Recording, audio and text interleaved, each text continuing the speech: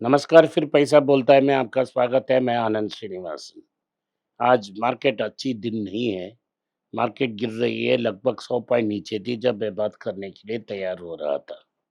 80 और 100 के आसपास मार्केट नीचे ऊपर जा रहा है, -80 टू -100। मार्केट बेहाल वीक है। मार्केट में आईटी इंडेक्स वीक है। इन्फी की स्टॉक में पनिशमेंट हुई है, क्योंकि इन्फी ने एंट्री लेवल जॉब सीकर्स को अपना सैलरी इंक्रीज की है ताकि उनको रिटेन कर सकें। तो ये मुख्य कारण है, आईटी स्टॉक्स नीचे हैं। ओवरऑल मार्केट प्रेशर में है।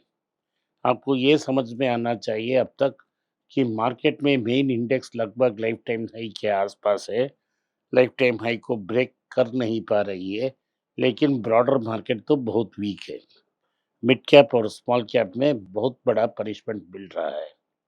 लार्ज कैप्स में भी जैसे ट्रेंड की स्टॉक लगभग 50% नीचे गिर चुकी है। मैं इसलिए ट्रेंड का नाम ले रहा हूँ क्योंकि ये मेरा फेवरेट है और मैंने आपको सावधान किया था इसे मत कंसीडर करें। इस रेट में भी कंसीडर न करें क्योंकि मार्केट और गिरेगी। न्यूज़ है कि गोल्ड का दाम और बढ़ गया है। 12,870 तक पहुंच गया है 22 कैरेट गोल्ड, और 14,000 पार कर चुकी है 24 कैरेट गोल्ड। 18 कैरेट गोल्ड भी अब तक 11,000 तक पहुंच गई है। ओवरऑल मार्केट बहुत पॉजिटिव है गोल्ड और प्रेशियस मेटल्स के लिए। सिल्वर का दाम 254 रुपया तक पहुंच गया है 1 ग्राम का, और 1 किलो का 2,54,000 रुपया तक पहुंच गया है।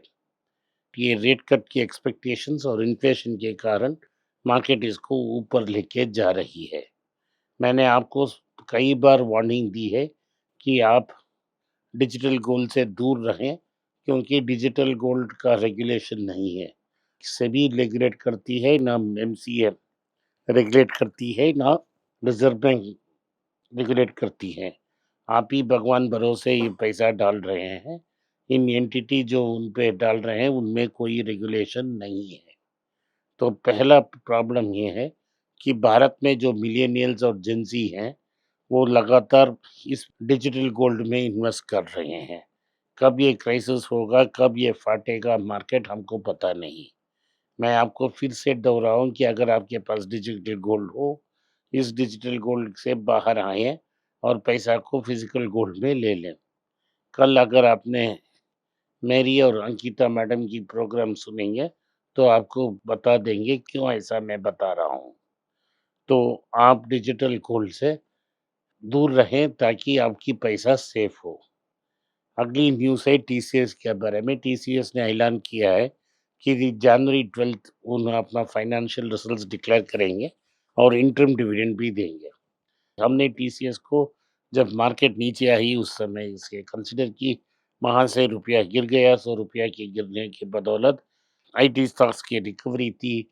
अब 10% तक रिकवरी हो गई है। यकीन कीजिए इस कंपनी में एक 10,000 करोड़ का प्रॉफिट आएगा। लगभग 8,000 साढ़े 7,000 से लेके 8,000 तक डिविडेंड निकलेगा। इसमें 6,000 crore dividend Tata and Sons उनके थ्रू ट्रस्ट को जाएगा। तो इसीलिए मैं कहता हूँ कि हर साल एक ही कंपनी में उनको 24,000 करोड़ का कैश फ्लो मिलता ही रहेगा।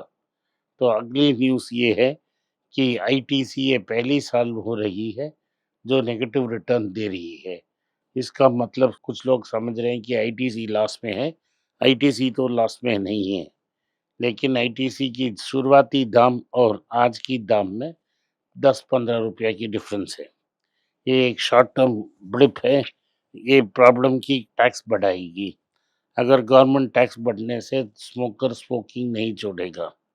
कुछ लो एंड स्मोकर्स क्या करेंगे, आईटीसी को छोड़ के चीनी सिगरेट्स के पास जाएंगे और गवर्नमेंट उस पे क्रैकडाउन करने पे मजबूर हो जाएगा, क्योंकि उनकी रेवेन्यू अफेक्ट हो जाएगी अगर आईटीसी की सेल्स ना ही हो तो।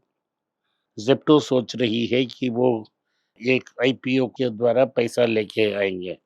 अभी जो अर्ली स्टेज इन्वेस्टर्स हैं वो बाहर निकलना चाहते हैं। आईपीओ इनको एग्जिट दे सकती है। सो ज़ेप्टो एक प्रिलिमिनरी लॉस मेकिंग कंपनी है। जैसा एटर्नल और स्विगी जैसा।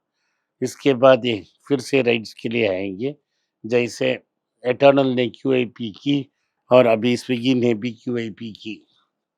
दोनों ने 10,000 करोड़ का क्यूआईपी की। तो ज़ेप्टो भी आज करेगा पब्लिक इश्यू और 1 साल के अंदर फिर से पैसा उठाने के लिए आएगा। ये सब businesses perpetually loss making businesses हैं और इसमें कोई वैल्यूएशन जस्टिफाइड नहीं है। अगली न्यूज़ आइशर मोटर की है।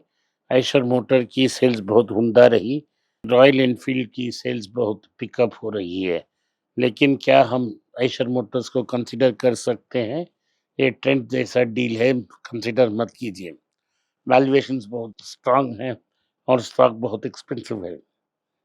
इसका मतलब है कि कंपनी उम्दा होने से भी बाद भी अगर स्टॉक्स में वैल्यू नहीं है, हमको इसको कंसीडर नहीं कर पाएँगे।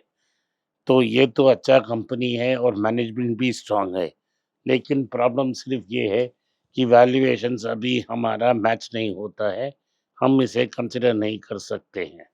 भारत में ईटीएफ का दौड़ आ गया है। हमको देखने मिल रहा है कि ईटीएफ का एटीएम 10 लाख करोड़ के पार हो गया है। इसमें गोल्ड और सिल्वर ईटीएफ का बड़ा योगदान होगा। तो इसका मतलब है पैसिव इन्वेस्टमेंट्स और direct investments normal flexi cap funds और लार्ज कैप फंड से माइग्रेट होके इफेक्टिव इंडेक्सेस के पास आ रहे हैं। ये लोअर कॉस्ट देते हैं और जो इंडेक्स की रिटर्न है वही मार्केट को देते हैं। अगर आप प्लान्स बना रहे हैं कि मार्केट हर साल 8-10% लेगी, वो नहीं होगा। सेवन हिल्स हॉस्पिटल को रिलायंस टेक ओवर करने की कोशिश कर रही है। जुपिटर नाम का दूसरा ग्रुप भी इसमें टक्कर दे रहा है। ये बॉम्बे में है ये हॉस्पिटल। इस हॉस्पिटल में एक प्रॉब्लम है कि जो अंडरलाइंग लैंड है, उस लैंड के लिए लड़ाई चल रही है। गवर्नमेंट कहती है कंपनी ने पैसा नहीं दिया है। तो टोयोटा की ग्लोबल सेल्स में गिरावट आई है। ये चाइना की मेन मार्केट में सब्सिडीज एंड करने की हाइब्रिड और इलेक्ट्रिक व्हीकल्स की जो सब्सिडी उनको मिलती थी, उसकी एंड करने की रीज़न से हो रही है। तो गोल्ड और सिल्वर ईटीएफ्स की रिटर्न एक्चुअल मेटल्स की रिटर्न से कम है। ये टैक्सेस, ब्रोकरेजेस और स्टोरेज कॉस्ट के वजह से हो रहा है। परफेक्टली ज़ीरो करना बहुत मुश्किल है। चाइना कह रही है कि वो रेयर अर्थ मेटल्स को क्लियर कर रही है एक्सपोर्ट्स, लेकिन अमेरिका से जो न्यूज़ आ रही है, उनकी जो फ्लो है उतना नहीं है और वो प्रॉब्लम में है। भारती वानबर्ग पिंकस ने दोनों हाथ मिला के हायर इलेक्ट्रॉनिक्स की 49% स्टॉक होल्डिंग ले ली है। चाइना की कम्युनिस्ट पार्टी ने इसकी क्लियरेंस दे दी है। सिर्फ 51% शेयर के पास रहेगा। दूसरी बात ये है कि सैमसंग ने अपना आईपीओ प्लान्स ड्रॉप कर ली है। अब आईपीओ नहीं करने वाली है। भारत में कोर एरियाज में कॉन्सेंट्रेट करने का फैसला की है। आज के लिए इतना ही। आपने इस पॉडकास्ट को सुना, इसके लिए मैं आपका आभारी हूँ। हो सके तो वीडियो को लाइक कीजिए, चैनल को सब्सक्राइब कीजिए और बेल नोटिफिकेशन दबाएं। इस वीडियो को अपने दोस्त और रिश्तेदार के पास भेजें और उन्हें देखने की आग्रह करें। नमस्कार, धन्यवाद, जय हिंद। नीचे एक ईमेल स्क्रॉल हो रहा है। इसका ईमेल एड्रेस है पैसा बोलता है .np@gmail.com। अगर आप मुझसे संपर्क करना चाहते हैं तो इस ईमेल में मेल भेजें। मेरी टीम आपसे बात करेगी। फिर से बता रहा हूँ मैं, पैसा बोलता है .np@gmail.com। इसमें आप मेल भेज सकते हो। मेरा टीम आपसे संपर्क करेगा।